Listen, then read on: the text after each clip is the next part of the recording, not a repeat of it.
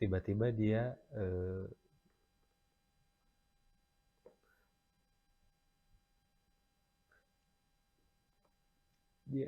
bilang apa, ya Allah, kalau memang ini hari terakhirku di dunia, izinkan aku untuk mengucapkan kalimat syahadat gitu. Terus dia mengucapkan syahadat,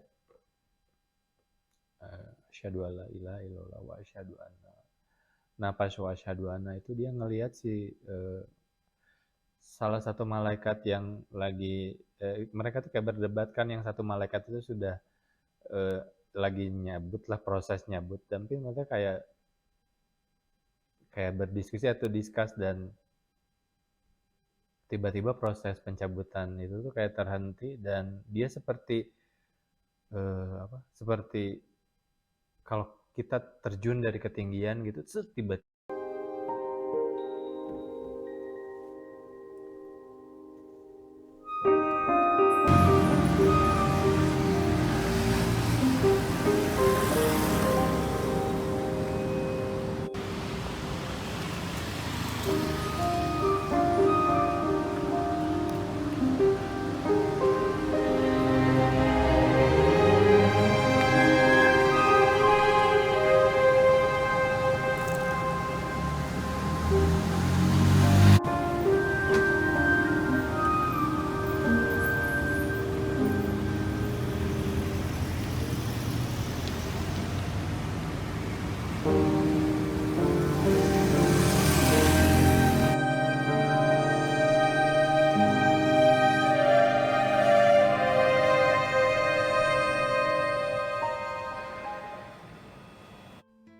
Assalamualaikum warahmatullahi wabarakatuh.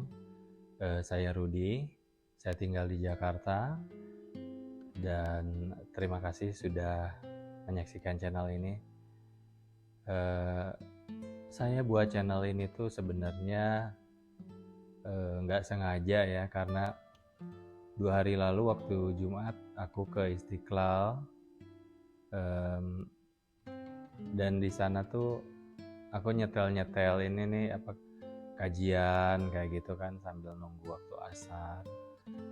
Dan itu berlanjut pas aku balik ke rumah, juga tetap nyetel channel-channel yang banyak kajian, dan pas nemu satu channel, ini bukan kajian sih, lebih ke entrepreneurship, itu namanya Pecah Telur.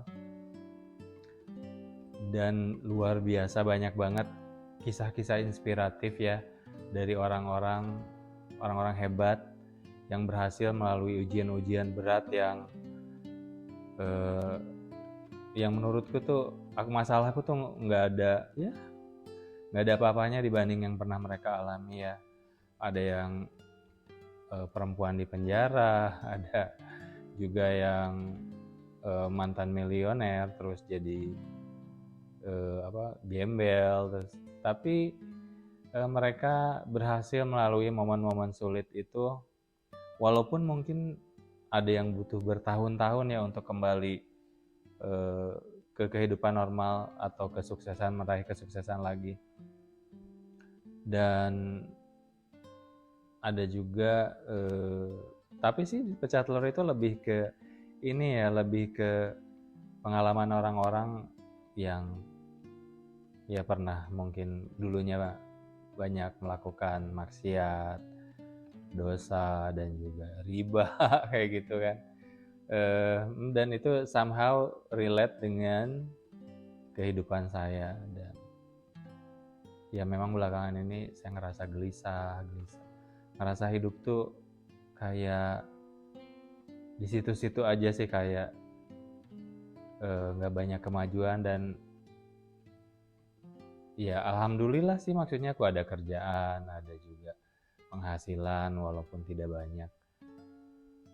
Tapi kan kita tidak bisa membohongi diri sendiri ya, bahwa ada hal-hal lebih besar yang ingin kita capai gitu, kayak kebahagiaan orang tua, kayak keluarga, dan aku itu masih jauh dari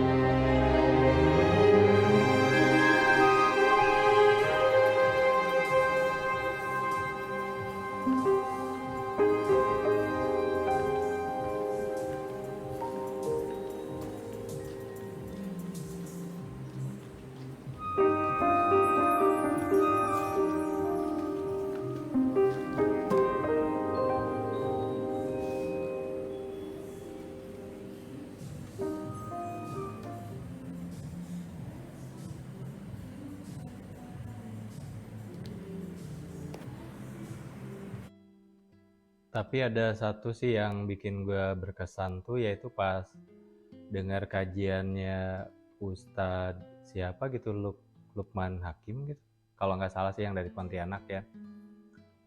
Luar biasa banget perjuangan dia waktu di Malaysia, gimana dia apa hidup susah, sangat menderita, dan akhirnya dia kembali ke Pontianak dan bisa bangkit dan bahkan sekarang mendirikan pondok pesantren yang cukup besar ya, dan dia menginisiasi kegiatan sedekah dan lain-lain. Dan aku tuh nonton satu channel dia, bukan channel, aku lihat satu channel di mana dia memberikan kajian tentang judulnya Mustahil Miskin itu, dan aku merasa tertarik banget dengan apa yang beliau sampaikan dan melakukan refleksi diri. Itu kayaknya ini nih, jadi kalau dia bilang kan kalau kita ngerasa hidup kita tuh kayak penuh masalah, atau ada 3 sih kan masalah utamanya tuh, ke PHK, P-nya penyakit, H-nya hutang, dan K-nya keluarga. Nah itu relate sih ke gue walaupun nggak semua ya. Tapi pada dasarnya tuh semua masalah dalam hidup tuh jangan selalu dipandang sebagai ujian, tapi juga kadang kita harus melihatnya sebagai kan ada ayat yang atau hadis ya, saya kurang ingat, itu beliau bilang bahwa semua yang baik datang dari Allah dan semua yang buruk itu karena kelakuan kita sendiri, dan kita harus ingat itu. Dan kalau kita ngerasa hidup tuh banyak masalah, atau ya kayak nggak ada kemajuan atau tidak tenang, itulah kita, atau ada penyakit ya, atau hutang atau apalah, kita mesti refleksi diri dan melakukan introspeksi. Kesalahan apa sih yang kita banyak perbuat? Ya mungkin kalau yang banyak utang, mungkin kita bermain-main dengan riba, yang kayak memang riba itu kayak udah biasa ya, kayak kita kartu kredit atau ya kredit online gitu, hutang bank yang ya kita anggap hal biasa untuk zaman sekarang, padahal itu tuh seringan-ringannya dosa. Riba itu adalah seperti menyetubuhi ibu sendiri, dan barang siapa yang terus-menerus berada dalam ya riba itu akan diperangi Allah dan Rasul, nauzubillah, yang ngeri banget. Dan dari situ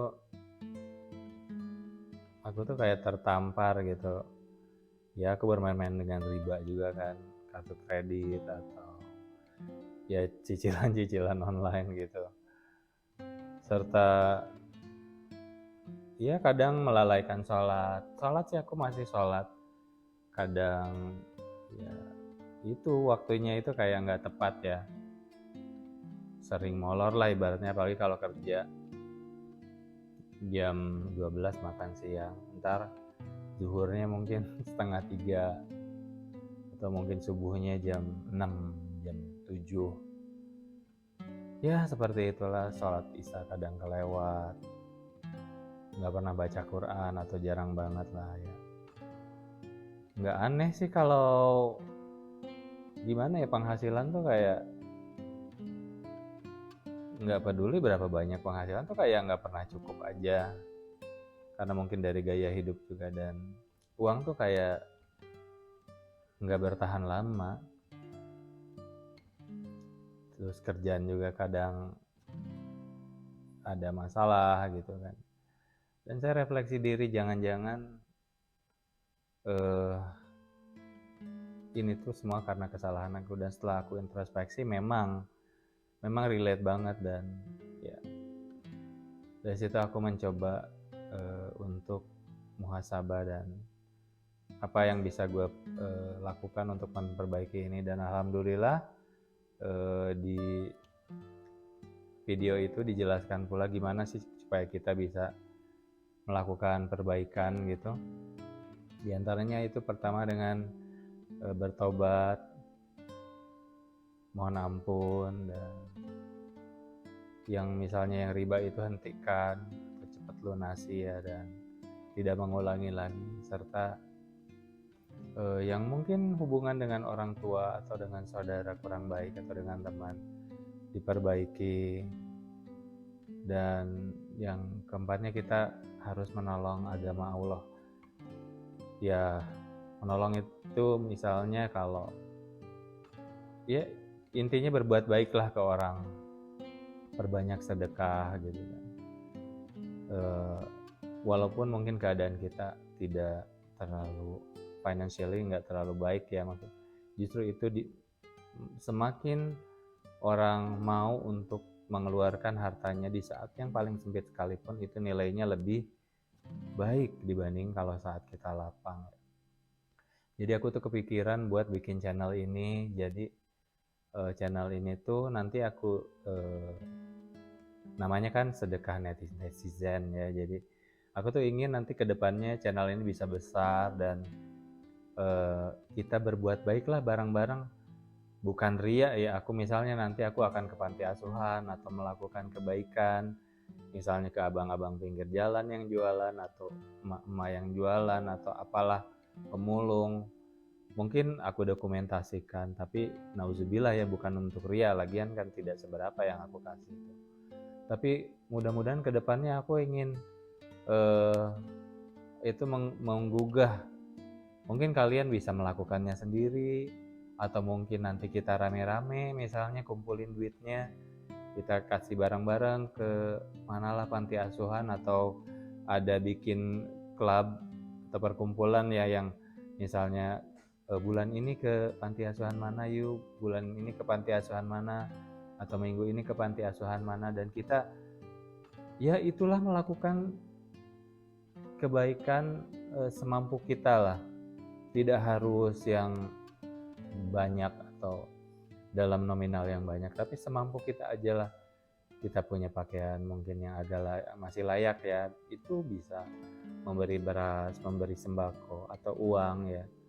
Intinya kita memerlukan ini untuk mencuci lah, membersihkan kita dari dosa gitu. Jadi aku tuh ingin channel itu jadi besar dan jadi wadah kita semua buat kembali ke Allah, karena hidup itu kayak makin rumit ya. Dan apalagi zaman sekarang orang pada materialistis dan gitu, dan kita menghalalkan segala cara untuk bisa ya tampil wah lah gitu ibaratnya kalau di sosmed gitu. Ya melakukan apapun tanpa peduli halal haramnya.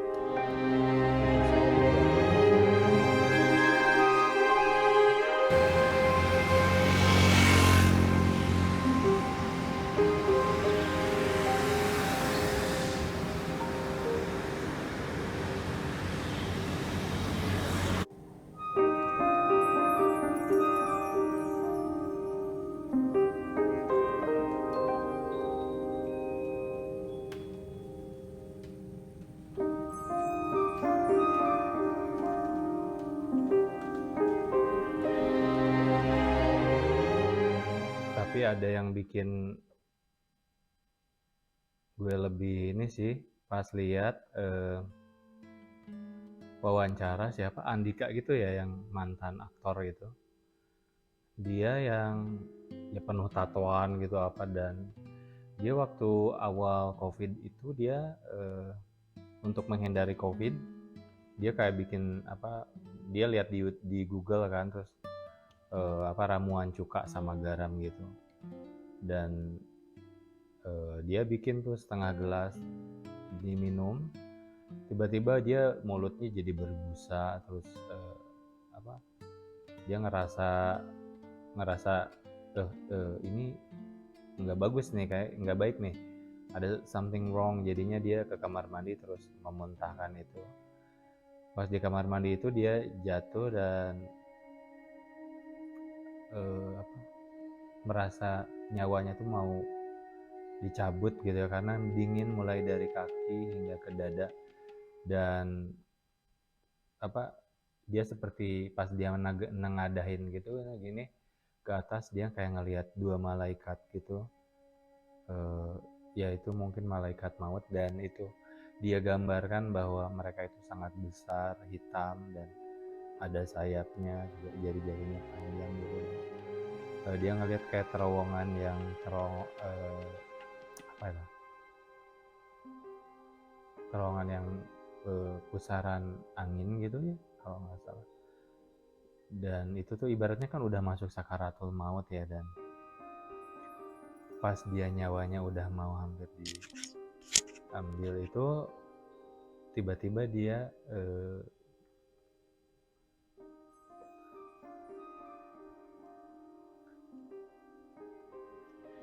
dia bilang apa,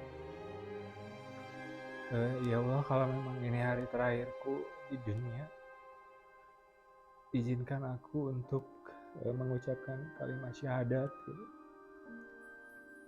Terus dia mengucapkan syahadat, asyhadu alla ilaha illallah wa asyhadu anna. Nah pas wa asyhadu anna itu dia ngelihat si salah satu malaikat yang lagi mereka tuh kayak berdebat kan, yang satu malaikat itu sudah lagi nyabut lah, proses nyabut, tapi mereka kayak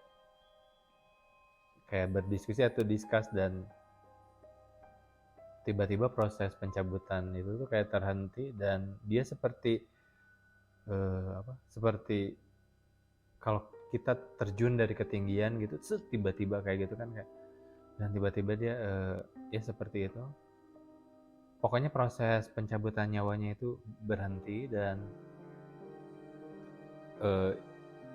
dia kan nelpon istrinya, dan istrinya udah datang. Intinya dia ngerasa hangat lagi badannya, dan dari situlah titik balik dia untuk kembali ke Allah. Dan aku rasa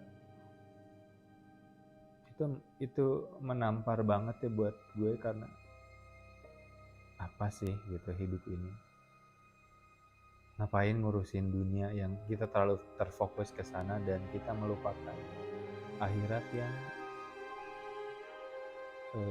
jauh lebih langgeng, yang abadi.